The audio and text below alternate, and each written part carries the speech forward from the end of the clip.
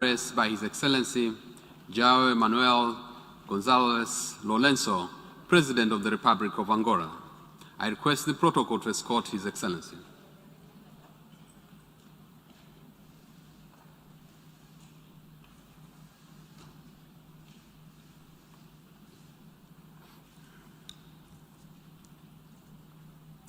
On behalf of the General Assembly, have the honor to welcome to the United Nations His Excellency João Manuel Gonzalez Lourenço, President of the Republic of Angola, and to invite him to address the Assembly. Excellency.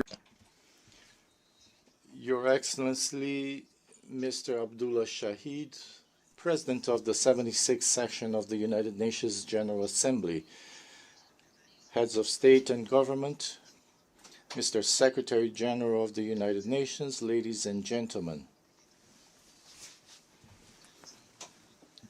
The fact that I can be on this podium to congratulate you in person on your election is a sign of progress in how we are dealing with the COVID-19 virus.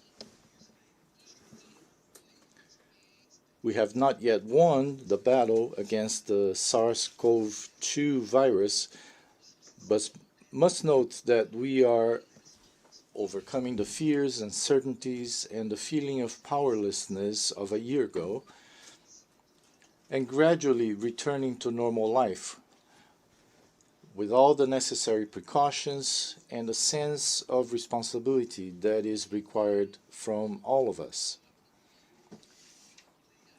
The fight against COVID-19 and its new and frightening variants goes on, and only our combined efforts, without distinctions between rich and poor or based on other types of social categories, is the only way forward for us to fight this pandemic with outcomes that meet our population's expectations of a full return to normal life.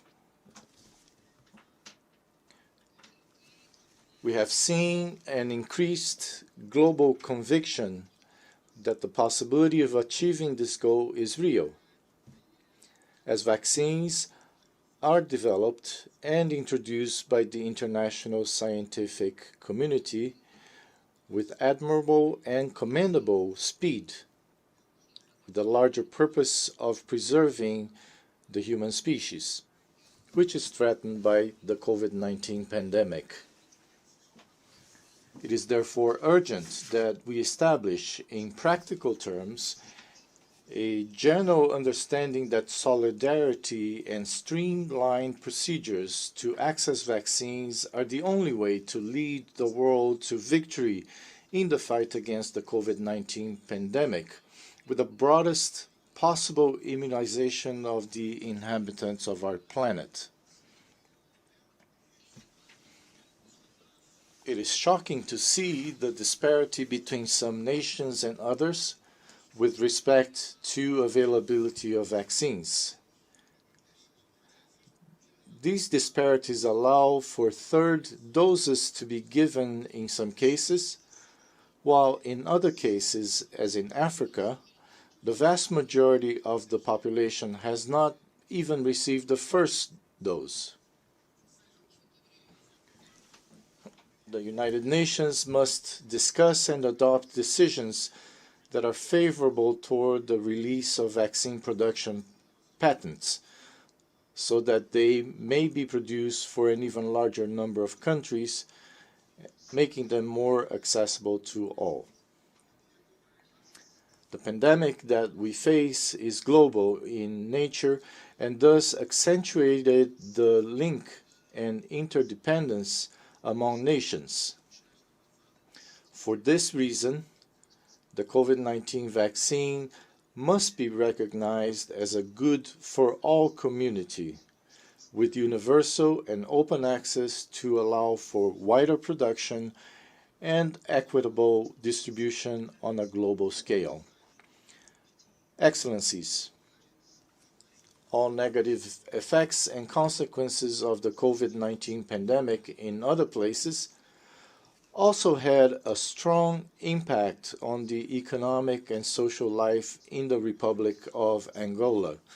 Nonetheless, we were able to act quickly, aggressively, and decisively to contain the spread of the contamination on a scale that allowed us to keep the levels of contagion within the limits of our health structure's response capacity.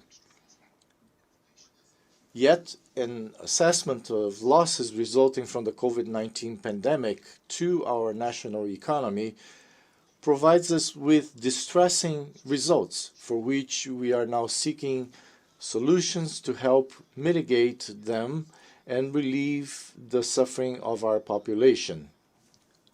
We have relied on the support and efforts that merit our full appreciation as they provide us with some measure of relief in terms of our financial responsibilities toward our creditors. This allows us to have some capacity to tend to our enormous and multiple needs. In this context of significant degradation in the living conditions of our population and our economic and social fabric, we must engage in deep reflection to find long-lasting solutions that may serve as the basis for rebuilding our economies, which have suffered the most severe impacts from this worldwide health crisis. Excellencies, the Republic of Angola has made major efforts to contribute to peace and stability in Central Africa, in the Great Lakes region, and other parts of our continent. Our sensitivity with respect to issues of peace and war is the result of our long internal conflict that lasted for several decades, which gives us a clear perspective on the importance of seeking solutions for disputes through dialogue and understanding between conflicting parties. We have sought to share our successful Angolan experience with other nations, with the conviction that our action, if well understood, will surely lead to favorable outcomes in ending conflicts and re-establishing peace in some of the affected African countries. There still remain several conflicts in different regions of our planet. There seems to be no end in sight for some of them, due not only to the complex nature of their causes, but above all due to non-compliance with the norms that govern international relations and with the principles of peaceful coexistence among peoples and nations. We must continue to believe in the mechanisms that are available to the United Nations to build a framework of multilateralism, solutions that ensure solid and long-lasting world peace and security. We are particularly concerned with the changes in institutional order that are occurring frequently through the use of military force in African countries, as these unconstitutional acts have not spurred an appropriate and sufficient reaction from the international community to discourage such acts, which are reprehensible in every aspect, as we have seen in Mali and more recently in Guinea.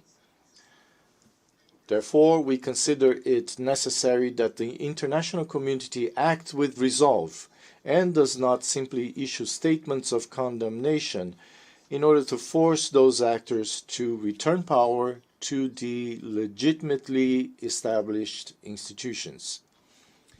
We cannot continue to allow recent examples, such as those of Guinea and others, to succeed in Africa and other continents. This is a great opportunity for the heads of state and government gathered here to demand with a single voice the immediate and unconditional release of the President of the Republic of Guinea, Professor Alpha Condé.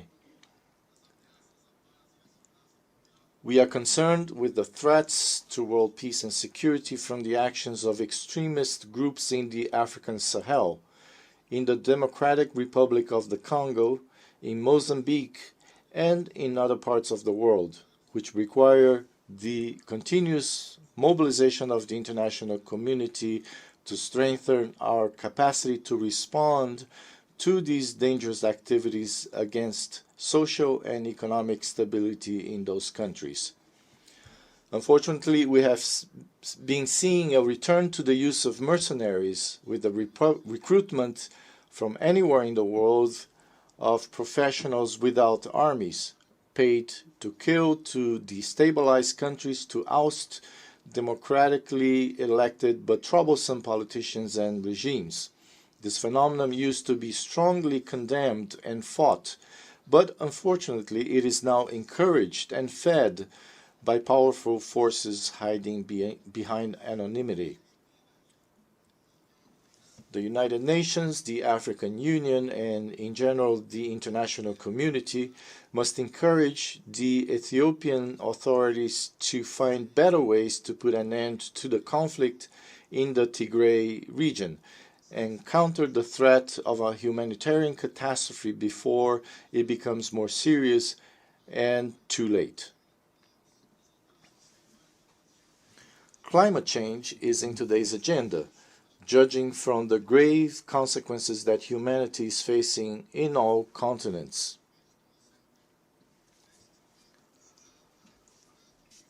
The frequency and ferocity of hurricanes, floods, forest fires, landslides, volcano eruptions, and earthquakes that devastate entire cities and population centers in rural areas, sometimes with a significant toll of deaths, should draw everyone's attention from governments, non-governmental organizations, the academy, scientists, civil society, to the need for concerted efforts to protect planet Earth, our common home, which has been giving us increasingly clear signals that she is not happy with how we treat her and is defending herself in the most violent manner possible. Thank you very much for your attention. On behalf of the General Assembly, I wish to thank the President of the Republic of Angola for the statement just made, and I request protocol to escort His Excellency.